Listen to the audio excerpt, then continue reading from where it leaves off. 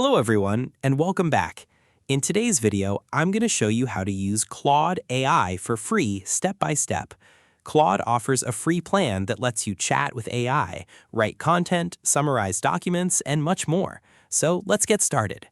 First, open your web browser. Next, go to Claude AI and sign in to your account. Once you're signed in, you'll be on the Claude homepage. Click the New Chat button. Now, type your question or request in the message box. Then press Enter or click the Send button. Claude will generate a response in a few seconds.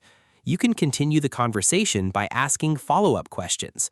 If you want Claude to analyze a file, click the Attach button and upload your document or image. You can also create projects to organize your chats and files.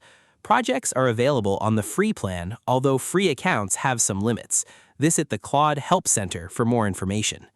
If you reach the free usage limit, simply wait until your limit resets, then continue using Claude.